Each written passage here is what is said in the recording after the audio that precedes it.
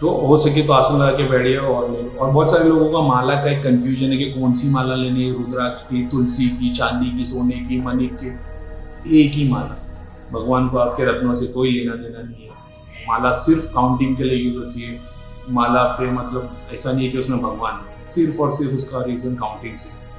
अब आप जब जाओगे ना कि शंकर भगवान का जाप करना तो रुद्राक्ष की माला लो, कृष्णा भगवान का करना तो तुलसी की ले लो, हनुमान जी का करना है तो सर्टन माला है। ये सिर्फ कॉम्प्लिकेशन बढ़ती है और कुछ नहीं। जिसको अचीव नहीं हो रहा वो सारी चीज़ें ट्राई कर।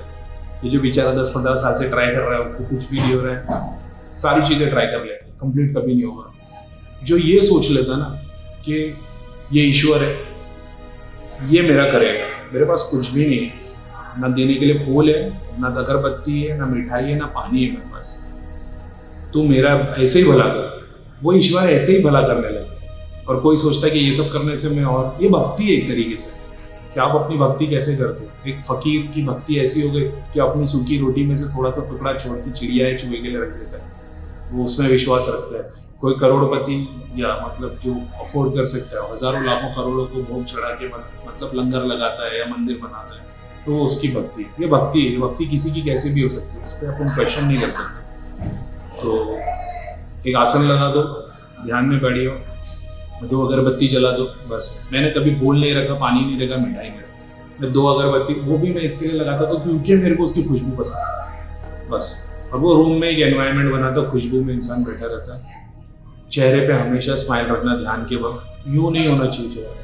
बहुत सारे लोग यहाँ फोकस करते हैं, तो यहाँ मैं यहाँ फोकस करता तो मेरे को दर्द होने लगता, तो मैं फोकस नहीं करता, मैं नॉर्मली होकर ध्यान लगा के बैठ जाता। फिर ऐसा होने लगा कि मैं जब ऐसा बैठता हूँ मेरा चेहरा ऐसा होता, तो मेरा फोकस अपने आप यहाँ होने लगा, चेहरे पे स्माइल अपने आप आने लगी, फिर इसकी हैबिट हो गई, फिर अपने आप वहीं पे ध्यान लगता था, मगर मैंने इसकी प्रैक्टिस नहीं की, अपने आप वो होता चला गया।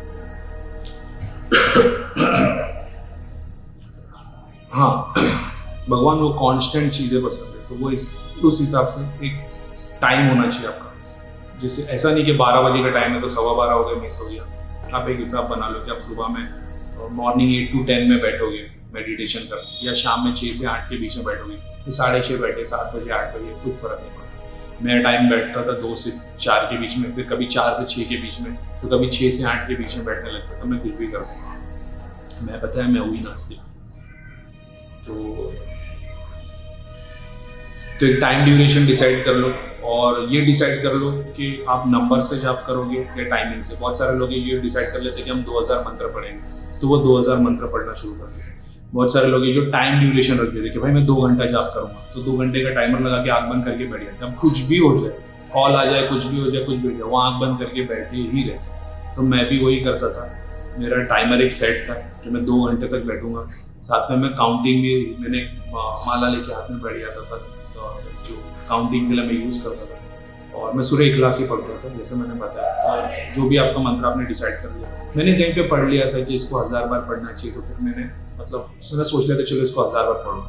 पहले 200-500 बार मैं पढ़ता था, कॉन्स्टेंट नहीं था। फिर मैंने डिसाइड किया कॉन्स्टेंट होना भगवान को बहुत पसंद है, मेरे को पता चला है। फिर मैंने उस पर ध्यान दिया, फिर मैं रोज़ 1000 बार सूर्य इखलास पढ़ता था, और वही चीज़ फॉलो करते चला गया। तो आप या तो टाइम डिसाइड कर दो कि कितनी देर बैठोगे, या तो 2 घंटे तक, या 1 घंटे तक, या आधे घंटे तक, और या तो काउंटिंग डिसाइड कर लो कि 1000 बार पढ़ूंगा या 5000 बार पढ़ूंगा। ओम नमः शिवाय तो छोटा मंत्र है, 2-5 10,000 बार भी लोग आराम से पढ़ लेते हैं। और कॉन्स्टेंट रहना। और मान लो अगर किसी दौरान, फॉर एन एग्जाम्पल, आप डिसाइड कर लो कि मैं 3 महीने तक पढ़ूंगा या 1 महीने तक पढ़ूंगा, यानी पढ़ना तो रोज 3 महीने के बाद भी, लेकिन वो संकल्प होता है कि मैं चाहता हूँ कि मेरे 1.25 लाख हो जाए, कोई चाहता है कि 11 लाख हो जाए, कोई चाहता है कि 5 लाख हो जाए, 50 लाख हो जाए। तो ड्यूरेशन में अगर आप डेज मिस कर देते, तो फॉर एन एग्जाम्पल आप 1 महीने तक पढ़ रहे हो और किसी कारण, इमरजेंसी के कारण आपको मिस हो गए डेज, तो आप जो दिन मिस हुआ ना उसके नेक्स्ट डे 2 डबल पढ़ना, ये बात है। और ड्यूरेशन के दौरान मैक्सिमम आपको 3 लाइफलाइन मिलती है कि अगर आपने 3 महीने के लिए पढ़ रहे हो और आपने 3 महीने में 2 बार मिस कर दिया, 40-50 डेज में, फॉर एन एग्जाम्पल 30 डेज में, तो आपका हिसाब है कि दूसरे दिन 2000 बार पढ़े और भगवान से या देवता को सॉरी करें, तो वो हो जाता है। मैं तो ज़्यादातर मिस नहीं करना, ये बहुत इंपॉर्टेंट बात है मेडिटेशन ध्यान के लिए। अच्छा, अब ऑलरेडी जो लोग ध्यान कर रहे, जो लोग जाप कर रहे और और कुछ लेवल तक पहुंचे, जो जो धाम की लैंग्वेज में, मनु या शनि धाम की लैंग्वेज में, ऐसा कि जिनके 3 और आके 3 गोले हो गए या 12 गोले हो गए, और वो लोग इसके ऊपर काम कर रहे हैं। अब उनमें से बहुत सारे लोग जो ध्यान करते हैं ना, तो उनकी बॉडी का कोई एक पार्ट ऐसा वाइब्रेट होता है, ट्विचिंग होती है, मसल की ट्विचिंग होती है।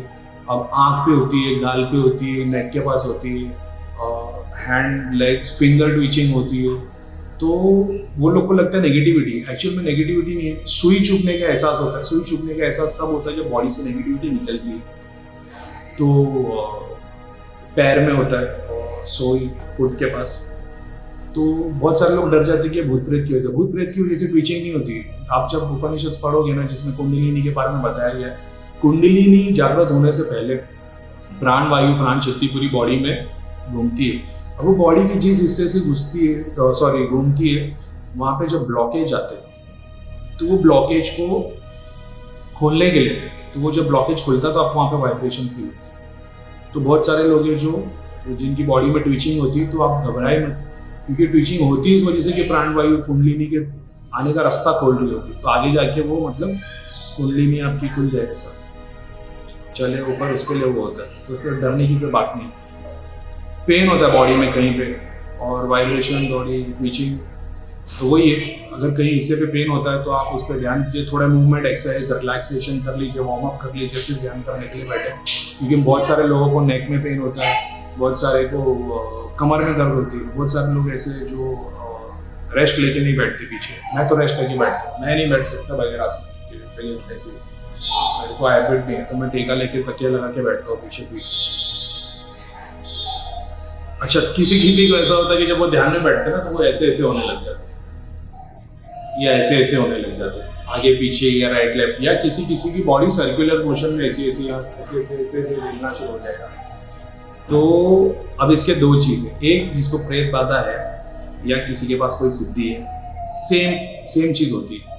अब कुंडलिनी से रिलेशन में ये बताया गया है कि कुंडलिनी जिस बॉडी के स्पाइन के जिस हिस्से से अपनी उठेगी, कुंडलिनी के बारे में ये बताया गया कि बॉडी के जिस हिस्से से कुंडलिनी उठना शुरू होती है, तो उसके ऊपर का पार्ट हिलने लगता है। फॉर एन एग्जाम्पल, अगर आप ऐसे ऐसे हिल रहे हो, यानी कुंडलिनी आपकी कमर से ऊपर आए, जब आप ऐसे ऐसे ऐसे करके हिलोगे तो शोल्डर के ऊपर तक, मतलब इस चक्र को क्रॉस कर चुके।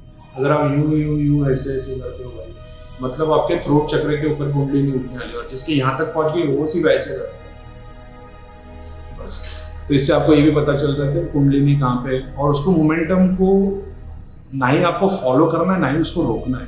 उसको फ्लो में जैसे जैसे आया, तो मालूम पड़ा थोड़ा हिलने की जगह आप ही जोर जोर से हिल रहे हो, डैमेज हो जाएगा। डैमेज इन द सेंस ऐसा होगा कि वो काम में रुकावट है, और कोई डैमेज बॉडी पार्ट नहीं हो जाएगा। लेकिन जैसा है उसको फ्लो में रहने दो, और फिर उसको स्टिल होकर आराम से होल्ड होगा, क्योंकि अपनी बॉडी अलाइन करती है स्पिरिट ऊपर से कॉस्मोस के साथ। तो जब वो अलाइनमेंट बन जाता है तो वो रुक जाता है। वो होता है 10 सेकंड के लिए, कोई बहुत लंबे समय तक नहीं चलता।